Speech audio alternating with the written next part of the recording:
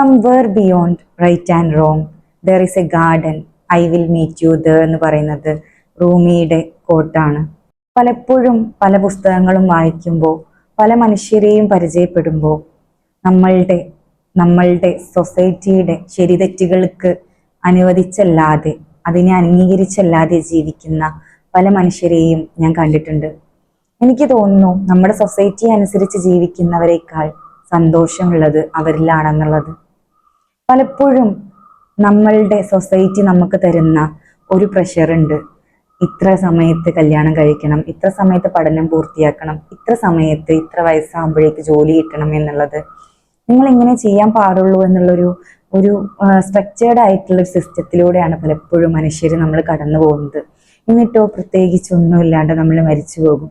അതിനൊക്കെ അപ്പുറത്ത് എനിക്ക് എൻ്റെ ഒരു ജീവിതം ഉണ്ടെന്നും സൊസൈറ്റി അല്ല എൻ്റെ ജീവിതം തീരുമാനിക്കുന്നതെന്നും ചിന്തിച്ച് ജീവിക്കുന്നവരെ കാണുമ്പോൾ അയ്യേ എന്ന് നമുക്ക് ചിലപ്പോൾ തോന്നാം. എത്ര പുരോഗമനം പറഞ്ഞ് ജീവിക്കുന്ന ആൾക്കാരാണെങ്കിലും അങ്ങനെ ജീവിക്കുന്ന ആളുകളെടുത്ത് നമുക്ക് പ്രത്യേകിച്ചൊരു മതിപ്പും തോന്നണമെന്നില്ല. പക്ഷെ ശരിക്കും അവരാണ് സന്തോഷത്തോടെ ജീവിക്കുന്ന ആളുകൾ. ചില ബന്ധങ്ങളൊക്കെ കണ്ടിട്ടില്ലേ, ആളുകൾക്ക് മുമ്പിൽ ശരിയല്ല എന്ന് തോന്നുന്ന ബന്ധങ്ങൾ, ആളുകൾക്ക് മുമ്പിൽ പലപ്പോഴും പല റീലുകളിലും നമ്മൾ കാണുമ്പോൾ ഭയങ്കരമായി വിമർശിക്കുന്ന തരത്തിലുള്ള ബന്ധങ്ങൾ. അതിപ്പോൾ ഗേ, ലെസ്ബിയൻ, അതുപോലെ തന്നെ വേറെ എന്ത് ബന്ധം ആയിക്കോട്ടെ, അങ്ങനെയുള്ള ബന്ധങ്ങളെ പലപ്പോഴും ആളുകൾ ഭയങ്കരമായി ക്രൂരമായി വിമർശിച്ചാൽ പോലും അവരിൽ ഉണ്ടാക്കുന്ന ഒരു സന്തോഷമുണ്ട്, ആ ഒരു വ്യക്തിക്ക് ഉണ്ടാവുന്ന സമാധാനമുണ്ട്. ചില മനുഷ്യർ ജീവിച്ചിരിക്കുന്നത് തന്നെ അതുപോലെയുള്ള ബന്ധങ്ങൾ ഉള്ളത് കൊണ്ട് മാത്രമായിരിക്കും. മരിക്കാൻ നൂറ് കാരണങ്ങൾ ഉണ്ടായിട്ടും ആ ഒരൊറ്റ ബന്ധത്തിന്റെ പേരിൽ ജീവിക്കുന്ന ആളുകൾ ഉണ്ടാവും.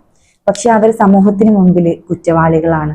പക്ഷേ അവിടെ ശരിയും തെറ്റും തീരുമാനിക്കുന്നത് നമ്മളല്ലല്ലോ. റൂസോയുടെ വാക്കുകളാണ്, നമ്മൾ ജനിക്കുന്നത് ഫ്രീ ആയിട്ടാണ്, പക്ഷേ നമ്മൾ ജനിച്ച മുതൽ നമ്മൾ ചങ്ങലക്കെട്ടുകളിലാണെന്നുള്ളത്. ശരിക്കും പറഞ്ഞു കഴിഞ്ഞാൽ അത് എത്ര ശരിയാണെന്ന് എനിക്ക് ഇന്നലെ എൻ്റെ കൂട്ടുകാരി ഒരു റീൽ അയച്ചു തന്നപ്പോൾ എനിക്ക് തോന്നി.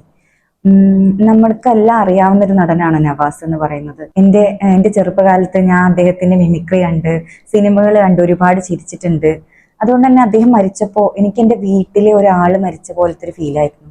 അദ്ദേഹത്തിന്റെ ഭാര്യ അദ്ദേഹം അവസാനമായിട്ട് അഭിനയിച്ച ഫിലിം കാണാൻ പോയതിന്, തിയേറ്ററിൽ പോയി കണ്ടതിനാണ് അദ്ദേഹത്തെ ഭയങ്കരമായി തെറി വിളിക്കുന്ന ഒരു കൊമന്റ് ഉള്ള ഒരു വീഡിയോ ആണ് എനിക്ക് എൻ്റെ കൂട്ടുകാരി അയച്ചു തന്നത്.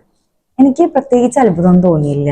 നമ്മളുടെ നാട്ടിലുള്ള ആളുകളുടെ മെന്റാലിറ്റി എന്ന് പറയുന്നത്, ഒരു നല്ല സ്ത്രീ ആയിരിക്കണമെങ്കിൽ അവളുടെ ഭർത്താവ് മരിച്ചതിന് ശേഷം അവൾ അടങ്ങി ഒതുങ്ങി വീട്ടിൽ വെറുതെ ഇരിക്കുന്ന ഒരു സ്ത്രീ ആവണം. അവൾ പുറത്തിറങ്ങിക്കഴിഞ്ഞാൽ അവൾ മോശക്കാരിയായി. നമ്മൾ ഒരുപാട് ആളുകൾ അങ്ങനെ കാണുന്നതാണ്. ഇപ്പൊ നമ്മുടെ രേണുസുതിയൊക്കെ നമ്മൾ എക്സാമ്പിൾ ആയിട്ട് നമുക്ക് അതിനെടുക്കാം. അവർ ഒരു കാര്യത്തിൽ ഉപദ്രവിച്ചിട്ടുണ്ടാവില്ല, പക്ഷെ ഒരു കൂട്ടം ആളുകൾ അവർ ഉപദ്രവിച്ചുകൊണ്ടിരിക്കും. കാരണം ആ ഒരു കൂട്ടം ആളുകൾക്ക് അവർ ചെയ്യുന്നത് തെറ്റാണ്. പക്ഷെ ആ തെറ്റും ശരിയും തീരുമാനിക്കുന്നത് ആരാണെന്ന് നമ്മൾ ചിന്തിക്കുന്നില്ല. പലപ്പോഴും മനുഷ്യര് ഓരോ കാര്യങ്ങൾ ചെയ്യുമ്പോഴും, ഓരോ കാര്യങ്ങൾ ചെയ്യാൻ പറ്റാതിരിക്കുമ്പോഴും ഏറ്റവും കൂടുതൽ പേടിക്കുന്നത് മനുഷ്യരെ തന്നെ ആയിരിക്കും. നമ്മുടെ ചുറ്റുമുള്ളവരുടെ പേടിപ്പെടുത്തുന്ന വാക്കുകൾ, നമ്മളെ ചുറ്റുമുള്ളവര് നമ്മളെ ജഡ്ജ് ചെയ്യോ, നമ്മളെ ചുറ്റുമുള്ളവര് നമ്മളെ വേദനിപ്പിക്കോ, അത് ശരിയാവോ എന്നുള്ള പേടി കാരണം ജീവിക്കുന്ന ഒരുപാട് ആളുകളുണ്ട്. പക്ഷെ ചിലപ്പോൾ നമുക്ക് തന്നെ പറയാൻ പറ്റും, അതൊന്നുമില്ല, എനിക്ക് അങ്ങനെയൊന്നും ബാധിക്കുന്ന ഒരാളല്ല നമുക്ക് പറയാൻ പറ്റും. പക്ഷെ അതേ സമയം തന്നെ നമ്മളൊന്ന് ചിന്തിച്ചു നോക്കിയാൽ മനസ്സിലാവും, നമ്മൾ ഒരു ഡിസിഷൻ എടുക്കുമ്പോൾ എത്ര പ്രാവശ്യം അതിനെക്കുറിച്ച് ആലോചിക്കുന്നു എന്നുള്ളത്, അതിൽ ഈ സൊസൈറ്റി വരുന്നില്ലേ എന്നുള്ളത്. എല്ലാ സമയത്തും നമ്മളുടെ സമൂഹം നമ്മളെ ഇൻഫ്ലുവൻസ് ചെയ്യുന്നുണ്ട്. പക്ഷെ നമ്മൾ പലപ്പോഴും അത് മനസ്സിലാക്കുന്നില്ല എന്നേ ഉള്ളൂ. നമ്മൾ ചുറ്റുമുള്ള ആളുകളെ മറ്റുള്ളവര് തെറി പറയുമ്പോൾ, അല്ലെങ്കിൽ ജഡ്ജ്മെന്റലായി കാണുമ്പോൾ നമ്മളും അതുപോലെ തന്നെ അവരെ കാണാനുള്ള ടെൻഡൻസി വരെ നമുക്ക് ഉണ്ടാവുന്നുണ്ട് എന്നുള്ളതാണ്. പലപ്പോഴും അതിന് മാറി ചിന്തിക്കുമ്പോഴാണ് നമുക്ക് ആ ഒരു സമൂഹത്തിൽ നിന്ന് വേറിട്ട മൂന്നാമതൊരാളായിട്ട് മാറി ആ കാഴ്ച കാണുമ്പോഴാണ് നമുക്ക് അതിലുള്ള ഒരു വിരോധാഭാസം മനസ്സിലാവുക. ശരിയും തെറ്റും ഇല്ലാത്ത ഒരു ലോകത്ത് വെച്ചിട്ട് നമുക്ക് കണ്ടുമുട്ടാമെന്ന് എഴുതിയ പോലെ പലപ്പോഴും നമ്മൾക്ക് നമ്മുടെ ജീവിതത്തെ അങ്ങനെ മാറ്റിവെക്കേണ്ട, നമ്മുടെ സന്തോഷങ്ങൾ അങ്ങനെ മാറ്റിവെക്കേണ്ട ഒരു അവസ്ഥയാണ് പലപ്പോഴും നമുക്കുള്ളത്.